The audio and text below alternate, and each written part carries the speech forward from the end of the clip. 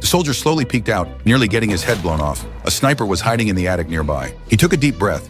He quickly got up and fired, hearing the bullet hit the helmet. I got up to check it out. Field cautiously climbed up to the attic and reached the door of the room where the German sniper was hiding. When Field woke up again, it was already late at night. He got up and headed outside. The town, lit up by flares, looked as bright as day. Feld hadn't gone far when German bullets came flying again, sending him sprinting for his life. Under the cover of darkness, they managed to slip away from the German pursuit. Suddenly, a figure appeared across the way. Before Field could tell if it was friend or foe, the person fired a shot at him. Field took off running like crazy. In the dim light, he ducked into a basement and made sure the Germans hadn't spotted him. He started searching the basement and soon found a French woman down there.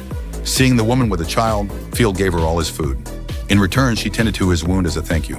She begged Field to stay and be the father of her child. But Field had a mission, and the lives of 1,600 people depended on him. With a heavy heart, I had to hit the road again. After stepping out of the basement, Field was immediately spotted by the German soldiers. Caught in the German army's pursuit, Field dashed around in panic and finally leapt into the river. When he woke up again, it was already early morning. He swam hard toward the shore. It's past the mission deadline. Getting the intel through on time is a no-go now.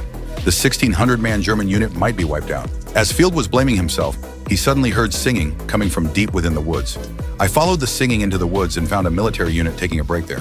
Field leaned against the tree, muttering to himself. Yes, go. Field couldn't believe it. Even though the vanguard had launched the attack, there was still a chance to inform the commander and save those 1,000 lives. So he bolted toward headquarters like crazy. He pushed through the crowd and made it to the front trench, where the soldiers were gearing up for the attack. Soon, the German forces started shelling the position. I needed to get the intel to the colonel ASAP. Field took a bold risk and climbed out of the trench. Feld sprinted like crazy toward the command center as the troops charged forward. Finally made it to the colonel's command room. Halt the advance. Call off the troops. Cease fire. But the colonel thought victory was within reach. The troops had already charged forward. No turning back now.